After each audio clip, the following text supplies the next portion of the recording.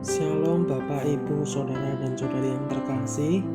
Salam sehat, puji namanya. Kita boleh diberi kesempatan untuk bersama-sama membaca dan merenungkan kebenaran firman Tuhan di pagi hari ini.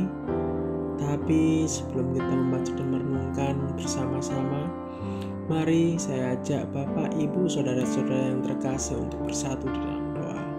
Mari kita bersatu di dalam doa. Sungguh-sungguh kami mengucap syukur kembali di hadapan tahta Allah Bapa. Di kesempatan pagi hari ini terima kasih sekali lagi untuk pemeliharaan-Mu Tuhan. Di sepanjang malam tadi hingga pada pagi hari ini kami boleh menghirup udara yang segar dan merasakan sukacita yang daripada-Mu, di mana kami akan membaca merenungkan kebenaran firman-Mu. Tuhan menolong setiap hati kami, pikiran kami, sehingga kami membaca dan merenungkan kebenaran firman seturut dengan kehendak-Mu. Terpuji kekal nama-Mu, kami siap membaca dan merenungkan kebenaran firman-Mu sebelum kami mengawali aktivitas kami di pagi hari ini. Haleluya, amin. Bapak, Ibu, dan saudara-saudari yang terkasih, renungan kita di pagi hari ini bertema Yohanes adalah pewarta, bukan yang diwartakan, yang terambil di dalam kitab Yohanes 1 ayat 19-28. Lembaga Alkitab Indonesia memberi judul Kesaksian Yohanes tentang dirinya sendiri.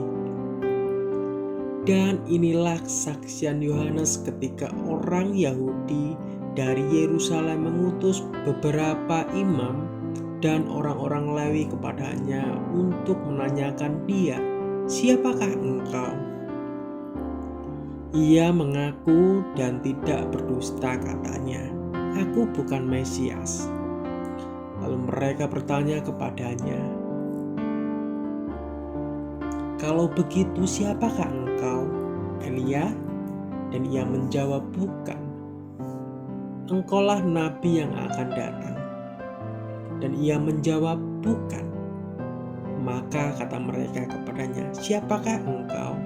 Sebab kami harus memberi jawab kepada mereka yang mengutus kami.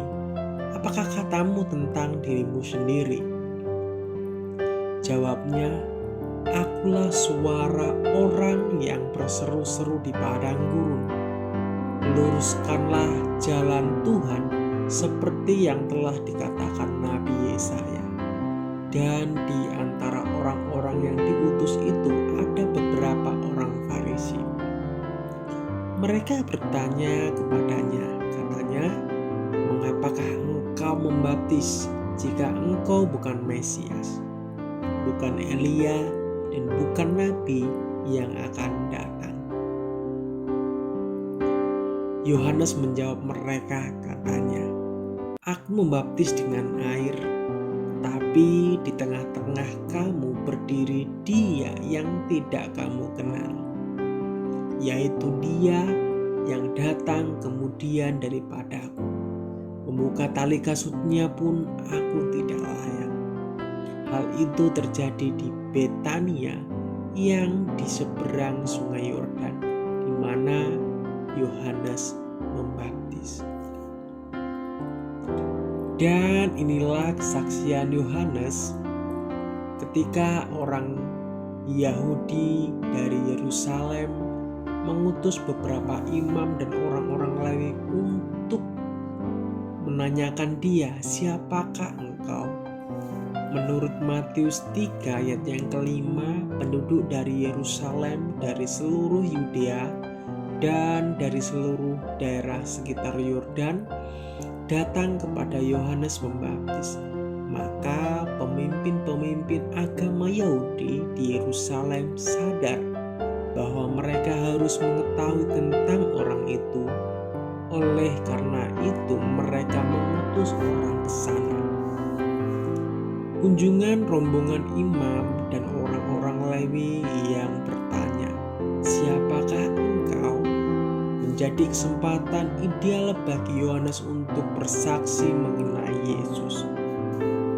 Pada umumnya ungkapan orang Yahudi dalam Injil Yohanes menunjuk pada pemimpin-pemimpin bangsa Yahudi di provinsi Yudea yang melawan Yesus Kristus.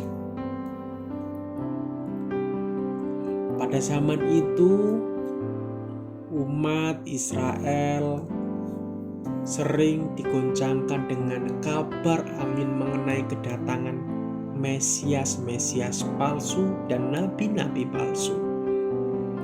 Ada yang mengharapkan Mesias yang berperan sebagai raja. Ada yang mengharapkan Mesias yang berperan sebagai imam, kedatangan rabi yang akan datang. Juga diharapkan sastra orang-orang Yahudi dari zaman itu, misalnya kitab-kitab Sibiline, kitab Enok, Mazmur Salomo, karangan Philo dan Yosefus, Wahyu Baruk, dan kitab Esdras yang keempat menyebutkan kedatangan Mesias umat Israel yang ditindas oleh pemerintah Roma, mengharapkan supaya Mesias akan datang membebaskan mereka. Pentingnya kedatangan Mesias juga nampak dalam Injil Yohanes pasal yang ke-1 ayat 41 sampai 49 dan pasal 4 ayat yang ke-25 sampai 29. Semangat bangsa Yahudi untuk memberontak melawan pemerintah dan pasukan Roma dibesarkan dengan pertanda-pertanda dan nubuatan-nubuatan mengenai kedatangan Mesias. Sebuah penghormatan yang paling besar dimulai pada tahun 66 Masehi dan berakhir pada bulan Agustus tahun 70 Masehi. Pada waktu Bait Allah dimusnahkan oleh pasukan Jenderal Titus. Pada tahun 135 Masehi, pemberontakan Bar Kokhba yang berarti anak bintang berakhir dengan pemusnahan seluruh Yerusalem. Bar Kokhba mencalonkan dirinya sebagai Mesias. Jawaban Yohanes Pembaptis kepada para utusan dari Yerusalem singkat dan tepat. Aku bukan Mesias. Dia tidak mau berbicara mengenai identitas dirinya sendiri. Dia mau bersaksi mengenai Tuhan Yesus. Yang dilakukan Yohanes Pembaptis membuat dirinya makin dikenal banyak orang. Dan orang-orang Yahudi mengutus para imam dan orang Lewi untuk menyelidik tentang siapa Yohanes Pembaptis. Mereka bertanya, apakah engkau Mesias? Ia pun menyangkalnya, tidak puas dengan jawabannya. Mereka mulai mengajukan beberapa nama yang memiliki kehormatan dan karisma di mata orang Israel. Eliakah atau seorang nabi yang akan datang? Semua dugaan itu disangkal oleh Yohanes Pembaptis. Pikir mereka kalau Yohanes Pembaptis bukan siapa-siapa, mengapa ia melakukan baptisan? Lalu ia menegaskan bahwa dirinya adalah suara yang berseru-seru di padang gurun. Ia hanyalah sarana yang dipakai untuk membawa bangsanya bertobat dan menerima kedatangan juru selamat. Sebenarnya situasi saat itu memungkinkan bagi Yohanes Pembaptis meraih popularitas karena ada sekelompok massa yang percaya dan menghormatinya. Namun bukan itu yang Yohanes lakukan. Ia tetap menempatkan Yesus sebagai inti pemberitaannya. Di sini Yohanes adalah pewarta, bukan yang diwartakan. Amin. Mari kita bersatu di dalam doa. Sekali lagi kami tak henti-henti mengucap syukur kepadamu ya Tuhan. Kami rindu bisa menjadi seperti Yohanes Pembaptis. Ketika mulutnya meninggikan Kristus, hatinya merendahkan dirinya sendiri. Ketika mulia datang kepadanya, mulutnya menolak semuanya itu. Dia terpanggil hanya untuk meninggikan Sang Mesias, yaitu Yesus Kristus sendiri. Ya Tuhan, kami telah ditebus oleh Sang Mesias yang juga terus-menerus merendahkan dirinya. Biarlah teladan Kristus dan Yohanes Pembaptis kami pelihara di dalam hati kami, mulut dan tingkah laku kami ya Tuhan. Kami ingin nama Kristus ditinggikan di dalam kehidupan kami.